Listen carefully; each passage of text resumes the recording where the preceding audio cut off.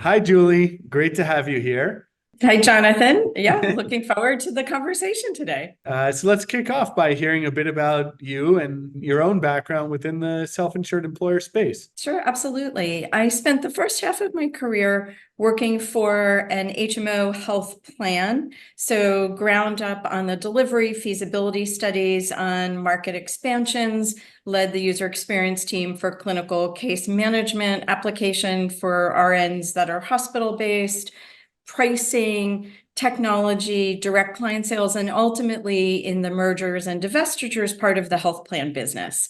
And then the second half of my career, I pivoted to the consulting side of the employer space, leveraging what it's like to be on the ground on the health plan to advise primarily large employers. And I worked particularly with pharma, financial services, utility companies, and then took on the North American leadership role for the specialty practices in the consulting firm. So that included the clinical health management, pharmacy, as well as other benefit areas, dental, vision, life, disability, intellectual capital development, sales strategy, and consulting execution within those practices. That's amazing. And, so excited to be interviewing you, given your work both directly with large self-insured employer clients over the years as a consultant, as well as your experience helping manage and lead one of the biggest health insurance consultancies across the full product continuum. So definitely a unique vantage point. And before doing so, at a high level, to remind the audience and ourselves, the intention of this interview is to create a companion resource to go with the self-insured employer validation cheat sheet that you and I co-created. Now, ideally, you'll have that next to you as you watch this video, as it might make it easier to follow along. But if you don't yet have it already, go to lionbird.com/SIE-cheat-sheet to download it.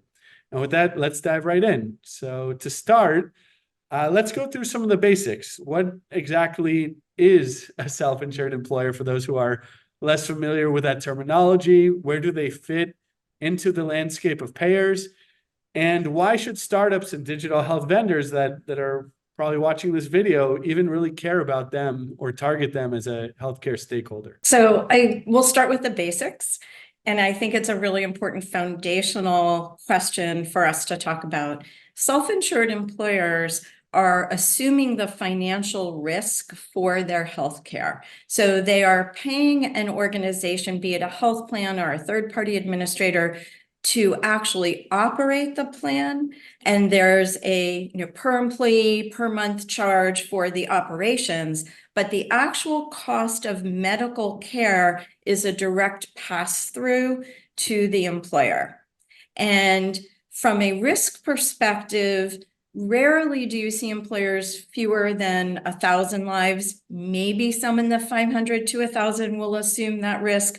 But for the most part, they are larger organizations who have the wherewithal to deal with the fluctuation and the unpredictability in utilization, unit pricing of care, and things like that. So it's mid to large market.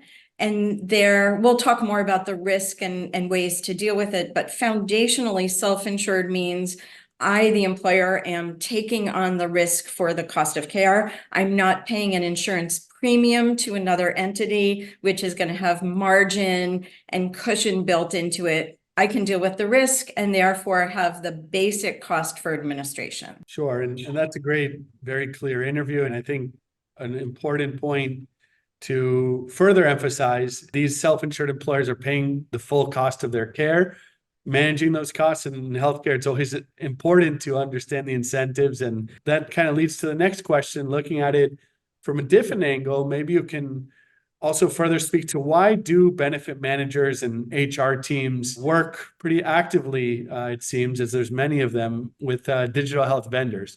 In other words, what are usually their drivers and goals behind the benefit programs that these self-insured employers offer? I do think a key component of it is the financial risk. And while the health plans will bring to the table a number of different solutions and programs, many of the self-insured employers will want to look beyond that. And it may be a result of seeing lack of engagement with whatever the health plan is offering in a particular clinical space and feeling as if they want to look for a solution that will engage better, deliver better ROI. And I think it's also important to think about the qualitative part of this, and that's the employee engagement and the response that employers get when they offer a specific solution. And you would, if you're not in that space, you might be surprised how often benefit managers rely on the anecdotal or focus group feedback of, I'm so glad you put in a telemedicine vendor. I know I'm going back a few years, but it made it so much easier for me with balancing childcare and to get an appointment. And that kind of qualitative input, in addition to the science of it, is really important. So it sounds like no two self-insured employers are exactly alike. There's a range of motivations for working with digital health vendors, which I think leads in well to the cheat sheet itself. Question 1, which you can see on the screen, is really about teasing out some of the reasons benefits managers might choose to purchase a specific solution, or that health insurance consultants may choose to recommend it. And so for digital health companies today, if you were to put yourself in their shoes, someone looking to enter this domain and looking to evaluate the potential for selling their solution to self-insured employers and what the reception might be for that, what advice would you give them on how to pressure test whether they truly can stand above the noise? There are many different answers to that, so I'll kind of run through a few different thoughts. It is increased engagement and results. Those two are connected, demonstrated with a population that is similar to your target audience. So there can be skepticism around, okay, I'm looking at your results for your book of business, but does your book of business really look like my population? So being able to explain the underlying analytics and make the case that it is similar and valid for the employer. I also think another part of this are the broader talent issues the employers are thinking about. Are they in an industry where it's hard to attract talent? And is the solution something that will help solidify relationships? Is it addressing a specific area that is near and dear to the head of HR? Or they have created a number of ERGs, employee relations groups, that are focused on different topics like neurodiversity or infertility, and it can be connected to organizational talent priorities. I'm not minimizing the bottom line financial, but as you think about it, there are many different doors to potentially go through. Talent, financial, population health, all of them are worth exploring as you look at target self-insured employers. So it sounds like it's never simple, but with a cheat sheet, hopefully at least you can get specific on what your particular value prop is, which can guide messaging and which segments that you're going to target. And I guess related to that is understanding where we are in the macroeconomic cycle, which, I guess the previous zero interest rate period, attraction and retention reigned supreme, but now maybe the pendulum has swung back to hard ROI and cost containment. I think you're absolutely right. It has. And I also think the financials can be looked at in a number of different ways. It is a direct ROI. I'm going to spend X. I want to get 2X back in exchange for that in reduced medical spend. But if you broaden it and think about, is this a clinical area where the solution can reduce lost work time?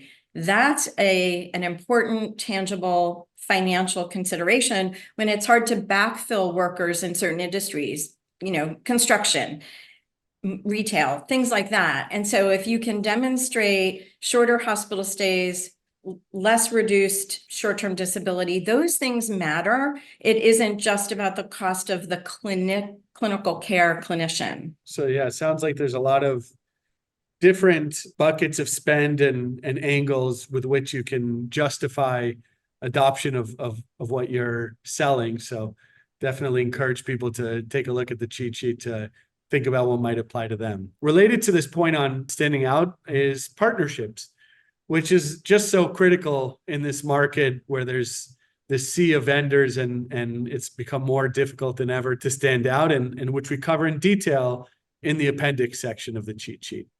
Now, the benefit manager teams tend to be very smart, capable HR professionals, but often need help navigating their healthcare spend. And so there's this whole landscape of influencers that vendors in this space really need to consider in parallel to selling to the employers themselves. And a key partner in that landscape that you, of course, know a lot about intimately are the consultants and brokers.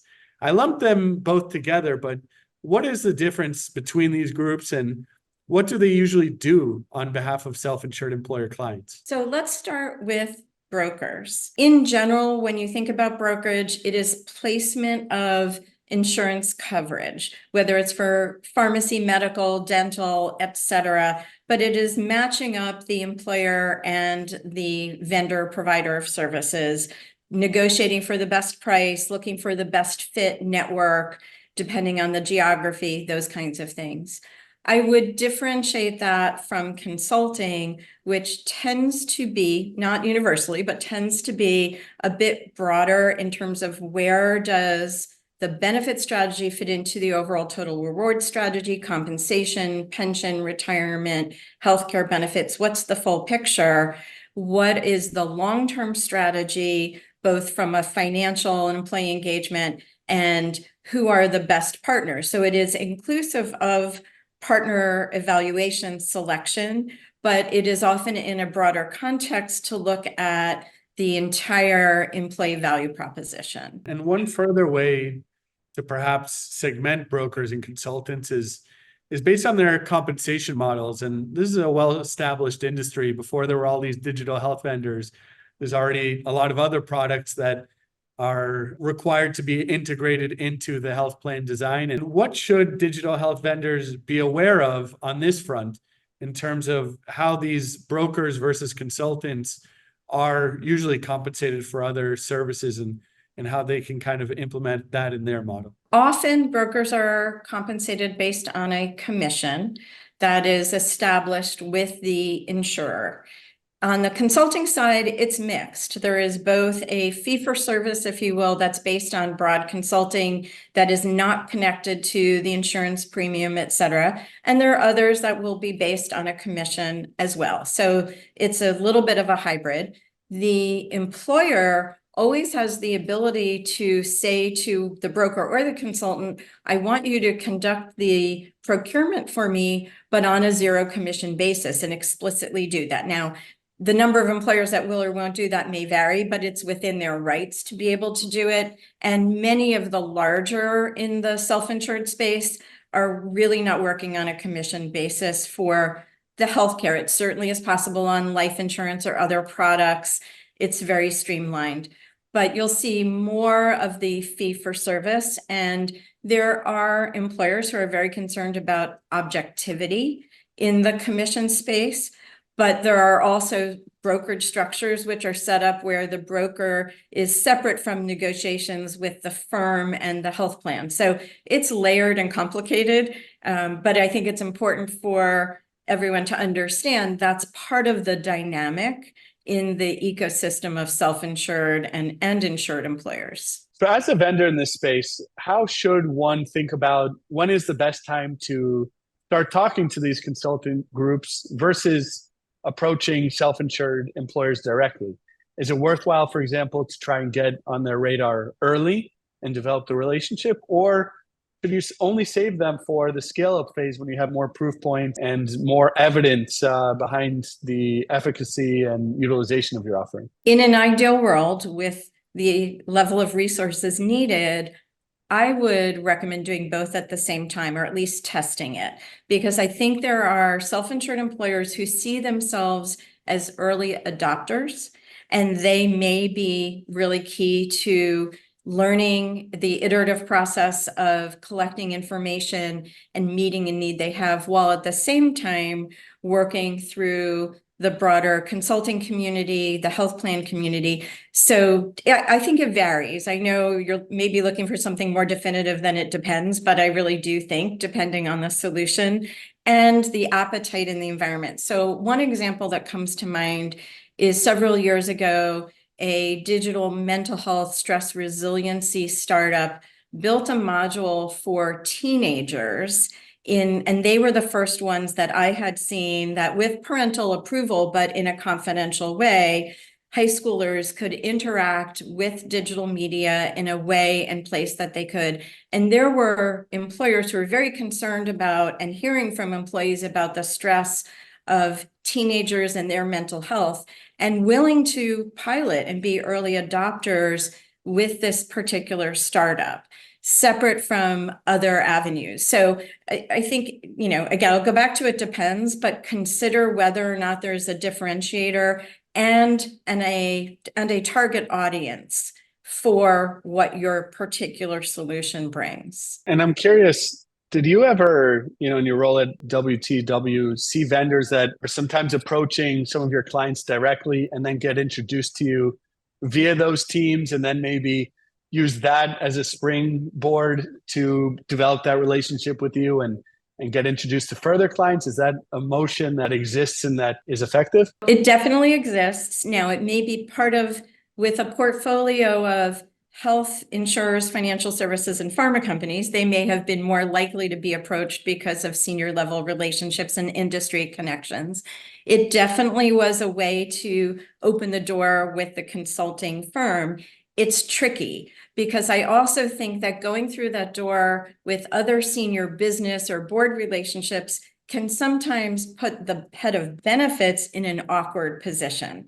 So I think it requires a level of thought and finesse. Wouldn't suggest ruling it out, but the how one approaches that is really an important consideration. And further related to navigating these relationships, these consultant firms are often quite large and highly fragmented across regional offices versus subject matter experts versus headquarters. And as a startup company with limited resources, sometimes looking to work with this channel, what is the best way in your experience to gain attention and educate these consultants on your offering, as well as to activate them as a referral or sales channel? What are some of the best practices?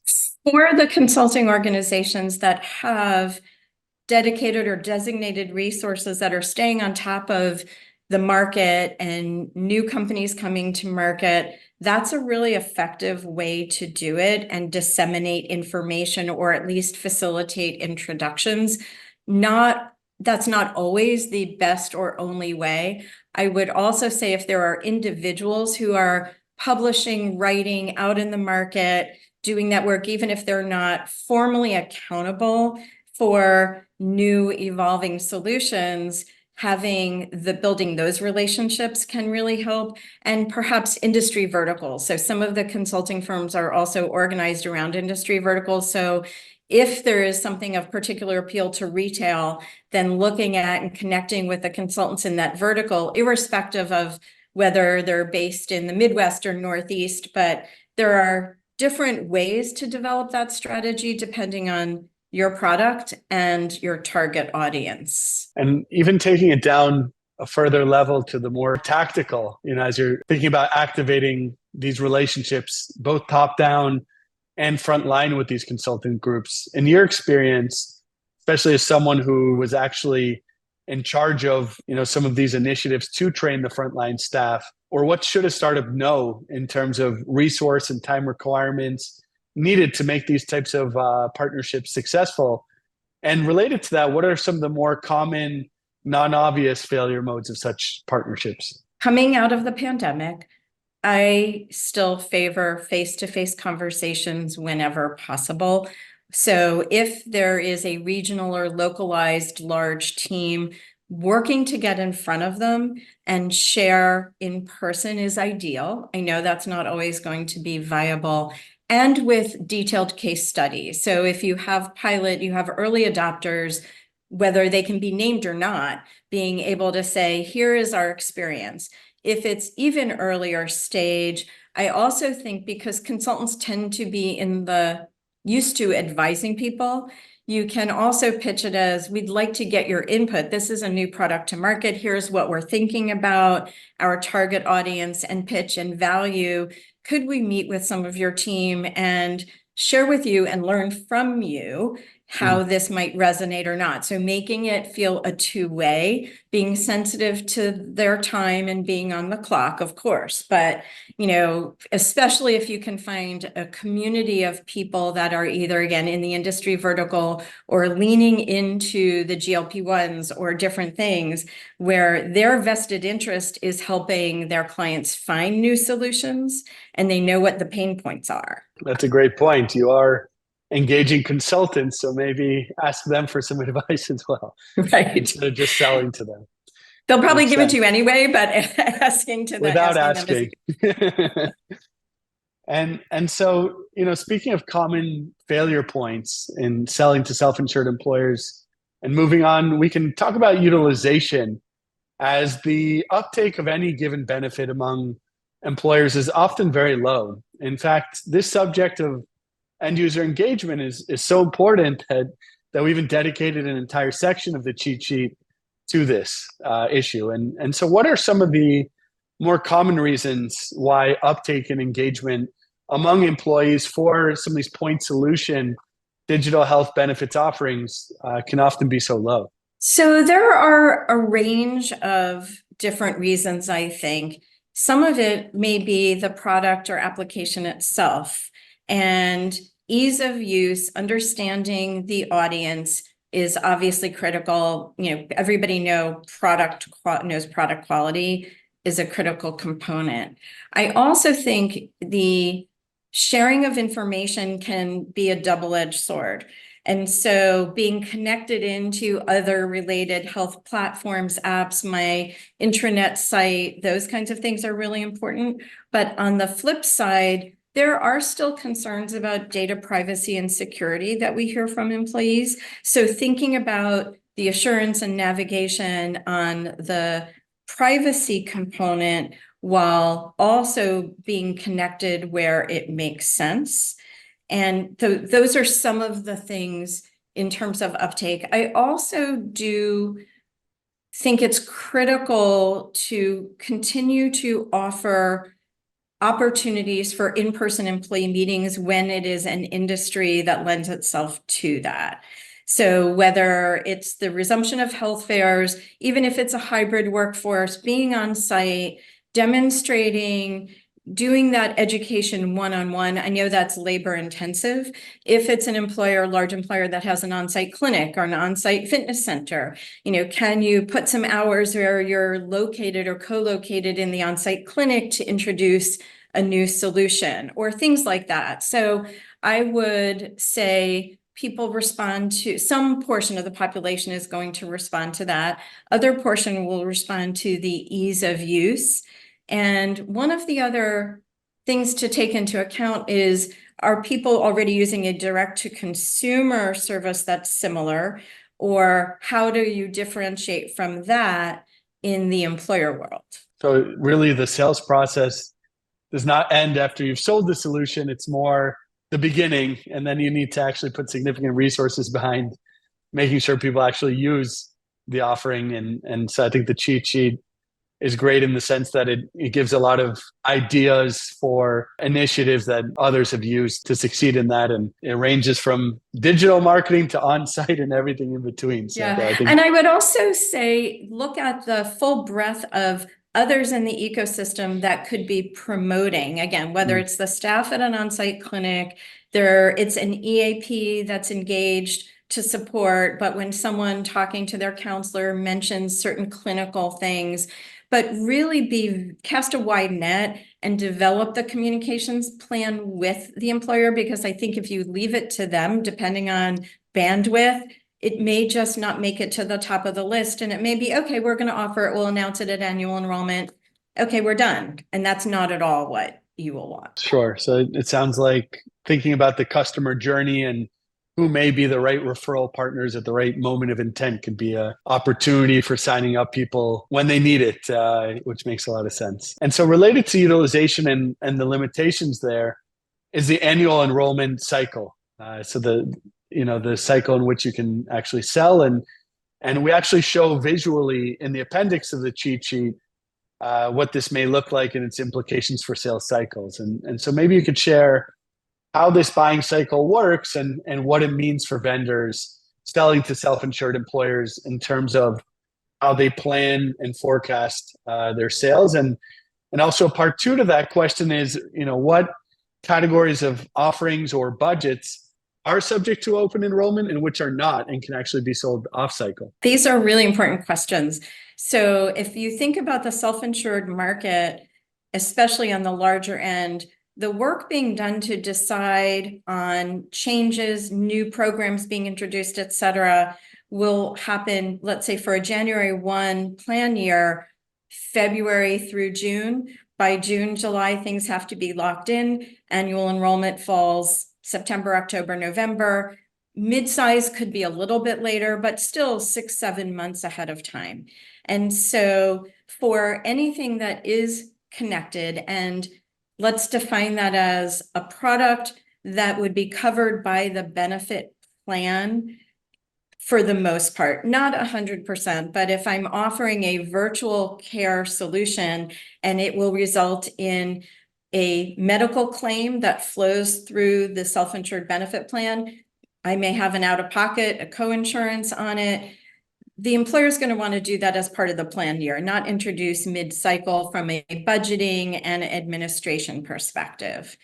If I'm offering something that is an add-on but isn't going to go through the plan, so maybe it is navigation assistance on elder care and it's not a medical claim for me as the employee, then the annual enrollment cycle is less critical and it's almost easier to get more attention for a, let's say, April or July rollout for something than tying it to annual enrollment in some ways, depending on, again, the mindset of the benefit staff.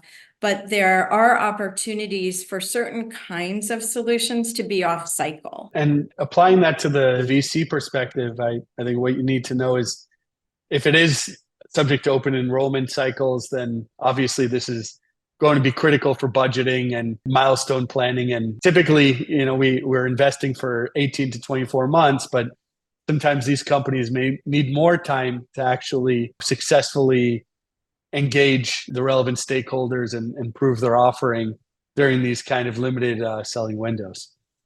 And one other thought might be for planning resources in the startup mode, there are companies who will have an April 1 or July 1 plan year. And so it's still something, you may have a product to be tied to annual enrollment, but it could be at a different time of year. So you can stagger your resources if you target that July 1 organization at a different time than you're targeting the January 1. So it's just something to think about. So open enrollment, buying windows are not exactly the same for everyone, which is very helpful for spreading them out rather than having just 1 or 2 crazy months. That makes a lot of sense. Moving on to the topic of overall vendor management, as someone coming from one of the larger consultant firms, it would be great to better understand how you went about helping clients to rationalize healthcare spend and vendor relationships, which can sometimes number in the dozens. Now, as an outsider, I would imagine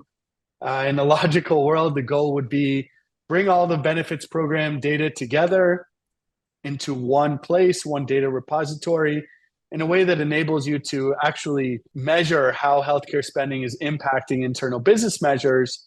That's the aspiration, but in reality, it would be great to hear how far along is this domain in being able to do that, and what are some of the missing pieces to delivering on that promise? I would categorize this in 2 ways, a horizontal view and a vertical view. And so the vertical view being looking at a specific medical condition, point solution, effectiveness in its own sort of space, silo, if you will. So what's the cost that I'm incurring right now for people with this specific condition, incident rate, average length of stay, hospitalizations, and what is the financial promise result from implementing a new medical management, patient engagement tool product in some fashion. And that's going to be part of it. And I can't think of a single self-insured client that isn't going to want to look vertically at that. The horizontal is, I think, where you were going a minute ago, which is looking across all of my HR measures and what is the impact on total spend, on population health. I'll go back to lost work time. Am I having fewer replacement days that I need to fill with employees? The talent attraction, retention. And there's a wide range of capabilities out there for employers to put all of this data together. And, what we've seen recently as well is connecting some of this data to information they're collecting on different groups that are impacted by social determinants of health. So race, ethnicity. Am I solving for equity issues? That's an important HR conversation by implementing a new solution, a new tool that is more accessible in some way, shape, or form, that isn't subject to unconscious bias on the part of practitioners. So those are, I would say, more leading edge, but large employers are very much focused on the equity, the population impact more broadly. And one of the areas we see it more is in the tech, where I think from an analytic, that's who they are as an industry and applying it to their population, and large health systems and how they're looking at their own self-insured employee populations. I think we covered a lot of ground today, and we spoke at length about some of the complexities of selling into the space. But to wrap things up on a high note, maybe you can give us your take as someone who has dedicated much of her career to this segment. Why should founders and investors in the digital health arena be paying close attention to self-insured employers as a budget holder for innovation in healthcare? Large self-insured employers are critical to the healthcare sector for employees here in the US. They are paying a significant portion of the expense as part of the overall employee benefit package.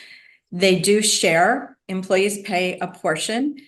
Employees are very sensitive to their costs going up, which puts some pressure on their employers to be managing the costs very effectively. And as new and emerging health solutions, whether it's new drugs to market, it's AI and its role within the healthcare sector, employers are looking for solutions that are new and different. Now, not everyone is an early adopter. There will be those that are going to be followers. They're more conservative, but it doesn't mean their priorities are not still on improving population health and saving money and documenting it. So I think this is a critical part of the market, and I don't see a dramatic change happening in the healthcare system in the next decade or two that changes the overall structure of the US healthcare system. There are places where it's really disconnected and really broken, and that's part of what employers are trying to solve for, is fill those gaps where the health system today is not meeting the needs of their employed population and family members. That's a great summary. Not the easiest group to sell to,